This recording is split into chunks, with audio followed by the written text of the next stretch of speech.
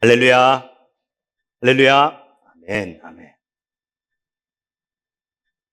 합창지휘자로 유명한 그 윤학원 장로님이라고 하는 분이 있습니다. 여러분 이분 보신 적 있으시죠? 아주 유명한 분이죠. 예전에 KBS에선가요, 그 청춘합창단이라고 하는 프로그램에서 그 지휘자의 멘토로 나오셔서 여러 가지 유명세를 타셨었던 그런 분인데요. 이분의 경력이 어마어마합니다. 제가 적어왔는데요. 읽어드릴게요. 선명회 어린이 합창단 지휘 34년, 중앙대학교 음악대학 작곡과 교수 25년, 영락교회 성가대 지휘 40년, 서울 레이디스 싱어즈 22년, 인천 시립 합창단 지휘 16년, 어마어마한 경력이지요. 그런데 이와 같이 한국 합창계의 거장으로 불려지는 이 윤학원 장로님이 자신의 화려한 경력에 대해서 이렇게 고백하는 것을 읽을 수 있었습니다. 모두 하나님의 지휘에 따라 한 악장 한 악장 연주해온 내 인생의 악보들이라. 참 멋있는 말입니다. 그러면서 이렇게 고백합니다. 하나님의 지휘에 따라 한 박자 한 박자 최선을 다해 연주하다 보니 어느덧 내 삶의 마디마디마다 하나님의 선하신 섭리가 들어있었습니다. 라고 하는 것이 이분의 고백이었습니다. 그런데 이분이 한 기독교 매체하고 인터뷰하신 내용을 제가 읽어봤던 기억이 있는데요. 이렇게 실려 있더라고요. 하나님은 솔로보다 합창을 더 좋아하시는 게 아닌가 하는 생각이 듭니다. 사람의 소리는 다른 사람과 섞여 화음을 내도록 만들어졌고 이 소리는 여러 사람이 모일수록 아름다운 화음으로 만들어집니다. 그러나 신비한 것은 아무리 많은 사람의 목소리가 모여도 음량이 무한정 커지지 않고 화음이 된다라고 하는 것입니다. 물론 10명 모이는 것보다 100명 모이는 것이 소리는 더 커질지 모르겠으나 무한정으로 소리가 커지지는 않고 그것이 모여 화음이 되더라라고 하는 바로 그러한 말씀이지요. 그러면서 이렇게 말을 이어갑니다. 합창은 뛰어난 몇 사람이 아닌 구성원 모두가 완벽한 조화를 이루어야만 아름답게 들릴 수 있습니다. 합창은 세상 사람들과 조화를 이루며 살아야 비로소 온전해지는 그리스도인의 삶과 많이 닮아 있습니다. 여러분 죄송하지만 저 목소리 나쁘다는 얘기 들어본 적이 별로 없었던 것 같습니다. 그래서 성가대 지휘자님들이 저를 많이 노리셨었습니다. 제가 고등학교 졸업하고 대학에 들어가면 성가대 하라고 그렇게 제가 모교회에 다닐 때 하셨더랬었어요. 그런데 제가 대학에 딱 합격한 바로 그날 교회학교 전도사님, 교육 전도사님이 먼저 전화가 오셔서 선생님 유년부에 자리가 하나 비어서 그러니까 유년부 교사를 좀 섬겨줬으면 좋겠습니다. 라고 해서 네 알겠습니다. 라고 말씀을 드렸습니다. 그런데 그 주일날 교회를 갔더니 그렇게 죄송합니다만 저한테 공을 들였던 성가대 지휘자님이 송 선생 이제 합격했으니까 성가대 서야지 하시는 거예요. 근데 제가 섬겼던 그 교회는요, 교사를 하면 성가대를 못하고 성가대를 하면 교사를 못하도록 되어 있었으면 시간 구조가. 그래서 제가 그분께 정말 죄송합니다만 장로님, 그분이 장로님이셨거든요. 장로님 제가 교사를 하겠다고 먼저 말씀을 드려서 제가 교사를 하게 됐습니다. 라고 말씀을 드렸습니다. 그랬더니 이제 그분이 안타까워하시며 사실 그러면 칸타타나 이렇게 스페셜로 할 때 좀 와가지고 좀 도와줘요 라고 하셔서 그렇게 하기로 했습니다. 그래서 제가 베이스 파트거든요. 원래는 이제 만약에 구성이 되면 바리톤 파트에서 하는데 베이스를 하다가 여러분 제가 그 음을 잡기가 어려우면 여러분 만약 여기서 합창단이나 찬양 성가대 해보신 분들 하다가 중간에 이 음은 내가 잡기 어려운데 하시면 여러분 어떻게 하십니까? 그 부분은 립싱크 합니다. 소리 안 내는 게 오히려 도움이 된다고 립싱크 합니다. 차라리. 그러면 다른 분들이 소리가 이렇게 넘어가고 그리고 제가 음을 맞출 수 있는 곳에 가가지고 또 다시 소리를 냅니다. 그러면요 기가 막혀요. 지휘하시는 우리 유미영 집사님 계시지만 이 지휘하시는 분들, 음악하시는 분들 꼭 소리 안 냈지 라고 딱 지적하시는 거예요. 정말 기가 막힙니다. 정말. 그 모두가 다 하나가 되어 자신의 소리를 낼 때 진정한 하모니, 진정한 조화가 이루어지는 것이죠. 그 합창이 완성이 되는 것입니다. 여러분, 오늘 우리가 읽을 본문은 예수님께서 십자가를 지시기 전에 마지막으로 제자들에게 주신 고별 설교의 내용이 되어집니다. 요한복음은요, 마태, 마가, 누가 이 공관복음하고 조금씩 다른 것들이 있어요. 근데 그 중에 하나가 뭐냐면 예수님이 잡히시기 전날 밤 제자들하고 뭐 하셨죠? 최후의 만찬을 하셨죠. 우리 오늘 이제 성만찬 할 건데요. 그런데 여러분, 요한복음의 최후의 만찬 장면을 한번 찾아보십시오. 요한복음에는 최후의 만찬 장면이 등장하지 않습니다. 그러면 요한복음에는 뭐가 등장하느냐? 제자들과 함께 모여 예수님께서 제자들의 발을 씻겨주십니다. 최후의 만찬이 등장하지 않고요. 그리고 예수님께서 제자들의 발을 씻겨주시고 뭐라 하시느냐? 내가 너희를 사랑한 것 같이 너희도 서로 사랑하라 라고 말씀하신 뒤에 그리고 나서 고별 설교를 시작하십니다. 이 고별 설교가 계속되어지는데 이 17장은 고별 설교 중에서도 가장 마지막 부분의 말씀이 되어집니다. 인류를 위한 짐을 지고 주님께서 모두를 위해 기도해 주셨었던 바로 그것. 그런데 예수님께서 모두의 짐을 지고 기도하셨기 때문에 이 17장을 뭐라고 부르느냐? 제사장의 기도 혹은 제사장적 기도라고 그렇게 합니다. 이 17장 전체를 세 부분으로 나눌 수 있는데요. 첫 번째가 1절부터 5절까지인데요. 이 기도는 뭐냐? 예수님께서 하나님의 영광을 위해 기도하십니다. 구체적으로 뭐라 기도하느냐? 하나님, 저를 영화롭게 하사 제 안에 계신 하나님이 영광 받으시게 하옵소서라고 그렇게 기도하십니다. 두 번째로 6절부터 19절까지의 내용인데요. 이것은 제자들을 위한 기도가 나옵니다. 그리고 세 번째 오늘 본문이 20절부터 27절까지는 교회를 위해 기도하신 내용이 되어집니다. 이 전체적인 구조가 말하는 것은 예수님이 하나님의 영광을 나타내기 위해 이 땅에 오시어 33년을 사역하시고 이제 십자가를 지신 이후 33년 동안 제자들을 세우시고 그 제자들을 통해 하나님의 영광을 나타내게 하셨고 그리고 그 제자들과 교회를 이 땅에 세우셔 남겨두셨다라고 하는 것으로 우리는 그렇게 이해할 수 있습니다. 근데 문제가 하나 있어요. 뭐냐? 예수님께서 계속해서 우리들과 이 땅 가운데 계신 것이 아니라 부활하신 후 승천하셨다라고 하는 겁니다. 우리가 오늘 승천주일이라고 제가 말씀드렸잖아요. 예수님께서 제자들과 함께 계시다가 승천하신 거예요. 그러니까 제자들이 뭐예요? 이제는 예수님께서 지금까지 하셨던 사역을 제자들이 맡아 그것을 이루어 나아가야 되는 것이죠. 그게 뭡니까? 그게 사도행전의 내용이 되어지는 겁니다. 제자들이 어떻게 했는지를 예루살렘과 유대와 사마리아와 땅끝까지로 구별하여 각각 어떻게 했는지를 보여주는 말씀이 바로 사도행전의 말씀이 되어지는 것이죠. 그러면 예수님께서 승천하신 후에 그 사역을 대신할 이들을 우리는 누구라고 이야기할 수 있을까요? 제자들과 교회들이라고 이야기할 수 있는 것이죠. 요한복음 전체는 21장으로 구성되어 있습니다. 그런데 여러분, 요한복음 21장 내내 예수님께서 하신 사역을 우리는 뭐라고 이야기할 수 있느냐? 제자를 세우심, 즉 제자화라고 이야기할 수 있습니다. 왜냐면요, 이 지비에서 했었던 내용, 지난주, 지지난주 했었던 내용들입니다. 예. 왜냐면요, 여러분, 이 공관복음은 예수님의 이적 자체로 의미가 있습니다. 예수님께서 벳세다 광야에서 오병이어로 5,000명을 먹이신 사건 그 자체가 의미가 있습니다. 공관복음은. 그런데 요한복음은요, 그것을 통해 예수님께서 뭔가가의 메시지를 증거하고자 하시는 것이 요한복음입니다.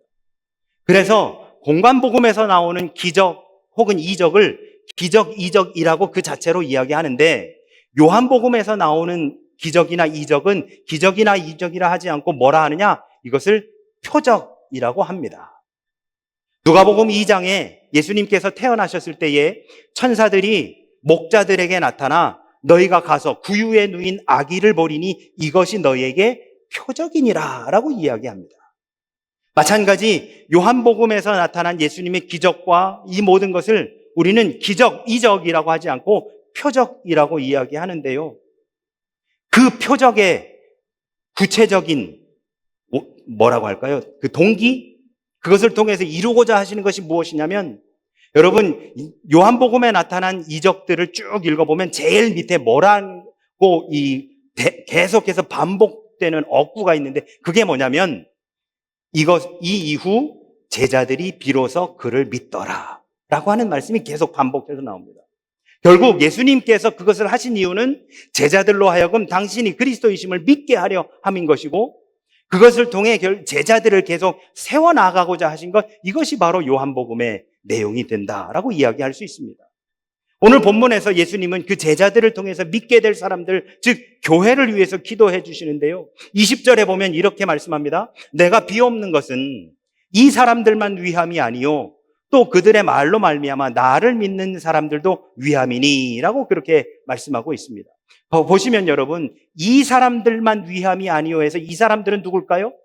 제자들입니다. 또 그들의 말로 말미암아 나를 믿는 사람들, 그 사람들은 누굴까요? 교회들인 것이죠. 그러면 당시의 교회들만을 의미하는 겁니까? 아닙니다. 오늘의 교회까지도 그 사람들을 통해 예수를 그리스도라 믿는 오늘날의 교회, 바로 우리들을 지칭하는 말씀이 바로 20절의 말씀이 되어지는 것이죠. 제자들, 사도를 통해 복음이 전해지면서 예루살렘과 안디옥, 그리고 소아시아와 유럽 각처에 교회가 생겨납니다. 우리 지난주에 말씀 나누지 않았습니까? 사도 바울이 아시아만 계속 다니려고 했었는데 예수의 영이 허락하지 아니하시고 마게도냐, 드로아를 통해 마게도냐로 가게 하셔서 복음이 유럽으로 전파되도록 그렇게 만들어 주셨단 말입니다. 그러면서 거기에 뭐예요? 교회가 세워져 나아가는 거예요. 그러면 교회는 건물이나 이런 것이 아니라 이런 공동체가 교회 아닙니까, 여러분? 교회. 결국 당시의 제자들만 위해서 기도하신 것이 아니라 그들을 통해서 믿게 된 오늘날의 우리들을 위해서도 2000년 전에 예수님께서 이미 기도하셨었다라고 하는 것으로 결론이 맺어집니다. 그런데 예수님 구체적으로 교회를 위해서 무엇이라 기도하셨는가? 21절에 보시죠. 아버지여, 아버지께서 내 안에, 내가 아버지 안에 있는 것 같이 그들도 다 하나가 되어 우리 안에 있게 하사 세상으로 아버지께서 나를 보내신 것을 믿게 하옵소서. 세상으로 아버지께서 나를 보내신 것을 믿게 하옵소서. 뭐예요? 제자화, 제자화. 예수님의 이 기도는 당시 신약 시대를 살아가는 제자들과 교회들 뿐만 아니라 바로 오늘의 우리들을 위해서도 예수님 당신께서 아버지와 하나이셨던 것 같이 복음을 믿는 우리들도 하나님과 하나이기를 바라신다라고 하는 예수님의 그 마음이 담겨져 있는 기도문이라고 이야기할 수 있습니다. 그러면 여러분, 오늘 이 본문 안에서 키워드를 뽑는다면 바로 하나됨이라고 말할 수 있겠죠. 하나됨. 하나님과 하나됨. 예수 그리스도와 하나됨. 성령과 하나됨. 그리고 우리들 간의 하나됨을 의미하는 것이라 할 수 있습니다. 그런데 여러분, 하나됨이라고 하는 것이 도대체 뭘까요? 하나됨. 하나됨이라고 하는 건, 여러분, 우리 가끔 군인들이 열병식을 하거나 국군의 날 기념식을 하면 그 수많은 그 군인들이 한 사람이 움직이듯 발과 손을 맞추어서 척척척척 하는 것을 볼 수 있습니다. 성경에서 말하는 하나됨은 그런 게 아닙니다. 성경에서 말하는 하나됨은 여기 있는 우리 모두가 마치 한 사람처럼 움직이는 것을 의미하는 것이 아닙니다. 성경은 교회를 에베소 1장 23절에서 그리스도의 몸이라고 그렇게 이야기하고 있습니다. 그런데 여러분, 몸은 유기체이지요. 몸에는 여러 가지 기관들이 있습니다. 몸에는 팔이 있고 다리가 있고 눈이 있고 코가 있고 입 등 많은 기관들이 있습니다. 이 모든 것이 모여 몸을 이루고 있는 것이죠. 팔은 팔의 기능이 있고 다리는 다리가 해야 하는 일이 있습니다. 눈과 코와 입이 같은 일을 하지 않습니다. 이 모두가 각자 자신의 일을 감당하면서 몸을 이루어 나아가는 것이지요. 그러면 이 각자 다른 기관들이 서로 다른 일을 하며 하나의 몸을 이룰 수 있는 것은 무엇이냐? 머리라고 하는 컨트롤 타워가 내리는 명령에 따라서 하나같이 움직이기 때문에 결국 몸은 하나다라고 이야기할 수 있는 것입니다. 여러분, 예전에 어떤 코미디 프로에서 이 사람의 다리와 이 사람의 머리와 어떤 것이 같은 사람인지를 찾는 그러한 프로그램이 있었더랬었습니다. 그런데 참 신기하죠. 그때까지는 생각해 본 적이 없었는데요. 머리는 있고 손이 밖에 나와 있습니다. 앞에는 막혀 있어요. 그래서 이 사람의 머리하고 손만 보이는 거예요. 그런데 이 사람의 손이 그 입으로 음식을 떠가지고 집어넣는데요. 어쩌면 여러분 오늘 댁에 돌아가셔서 저녁 드실 때 눈 감고 숟가락에다가 뭘 퍼서 눈 감고 입에다가 넣어 보십시오. 단 한 사람도 죄송하지만 꼬린시키지 못하는 사람 없습니다. 내 손은 내 입이 어디 있는지 정확하게 압니다. 눈 감고 있어도요. 그렇죠? 그런데 여러분, 내 손이 아닌 다른 사람의 손은 내 입이 어디 있는지 못 찾습니다. 눈 뜨고 있어도요. 왜? 내 몸은, 내 팔과 내 입은 하나니까요. 다른 사람의 팔과 내 입은 다른 몸이니까요. 머리라고 하는 컨트롤 타워가 서로 다르기 때문에 다른 사람의 손은 내 입을 찾지 못합니다. 그러나 머리라고 하는 컨트롤 타워가 하나이기 때문에 내 손은 내 입을 찾아서 정확하게 집어넣습니다. 눈을 감고 있더라도요. 골로새서 1장 18절은 이렇게 말씀합니다. 그는 몸인 교회의 머리시라. 그가 근본이시요 죽은 자들 가운데 먼저 나시니시니 이는 친히 만물의 으뜸이 되려 하심이라. 결국 교회는 그리스도의 몸이고 교회의 머리는 예수 그리스도이십니다. 그래서 예수 그리스도께서 컨트롤 타워가 되시어서 이 교회라고 하는 몸을 움직여 나가시는 것이고, 뒤집어서 이야기하면 교회인 우리들은, 교회를 구성하고 있는 우리들은 예수 그리스도의 말씀과 가르침에 따라 순종하며 나아갈 때에 온전히 하나 되어 이루어 나아갈 수 있다라고 하는 것이지요. 기능은 서로 다르지만 목적은 같은 것이다라고 하는 말씀입니다. 예수님과 하나님 아버지가 서로 다른 객체이지만 서로가 서로 안에 있다라고 하는 것을 우리는 상호 내재라고 이야기할 수 있습니다. 이 상호 내재의 특징은 독립적인 두 존재이지만 또한 하나를 이루고 있는 동일 존재이고, 서로 다른 객체이지만 서로 다른 객체가 하나의 존재를 이루고 있는 것을 의미합니다. 여러분, 우리 안에 하나님이 거하십니까? 여러분 안에 지금 하나님이 거하십니까? 아멘으로 한번 대답해 보시죠. 여러분 안에 지금 하나님 거하십니까? 아멘. 우리 안에 하나님이 거하시면 우리도 하나님 안에 있는 거죠.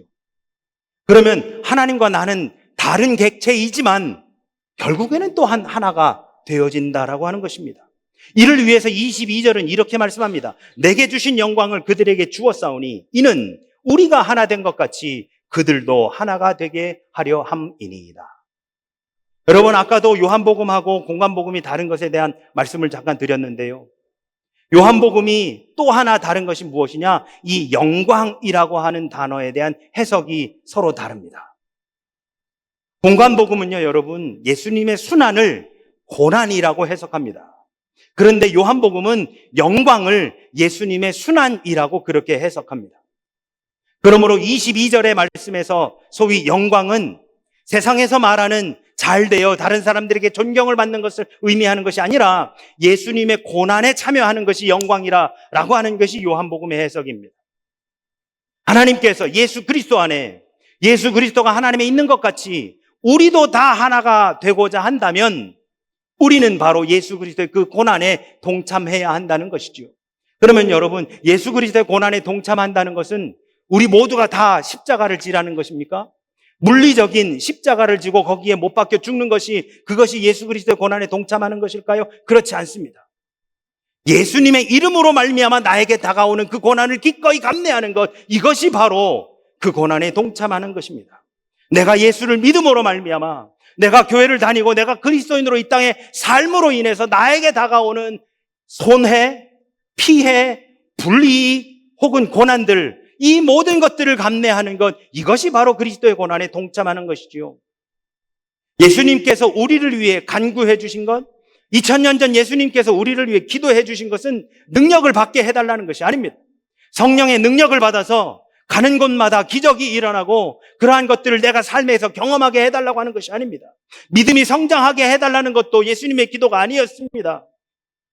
예수님의 기도는 아주 단순했습니다. 하나님, 아버지와 내가 하나인 것 같이 저들도 아버지와 하나 되게 하옵소서.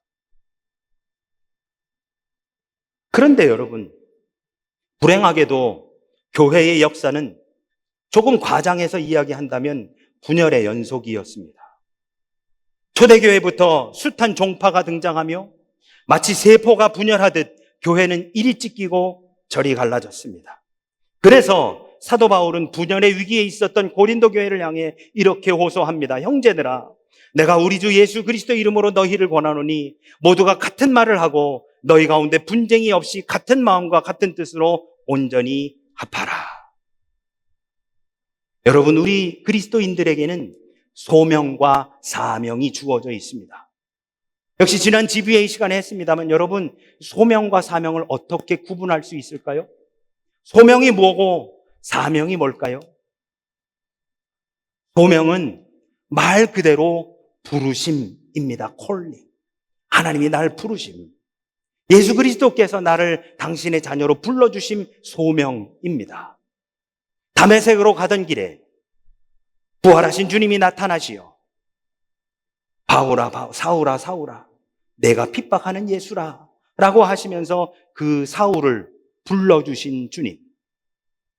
그러므로 여러분, 사울이 바울이 되어 이제는 지금까지는 유대교인으로서 예수를 그리스도라 하는 사람을 핍박했었던 사울이 이제는 오히려 그분이 그리스도이심을 증거하고 다니는 사람으로 180도 바뀐 삶을 살게 되었습니다. 그것이 바로 사명입니다. 사명은 부르심을 받은 이들이 행해야 되는 것이 사명입니다. 그래서 소명이란 내적인 동기가 되는 것이고 사명이란 외적인 행함이 되어지는 것입니다. 하나님께서 그리스도께서 나를 부르셨다라고 하는 것이 소명이고 그 부르심에 대한 합당한 리스폰스, 내가 그것에 대해 응답하는 것, 바로 이것이 사명이 되는 것이지요. 결국 소명은 사명에 의해 완성이 됩니다. 또한 사명을 통해 나의 소명이 확인되어지는 것이지요.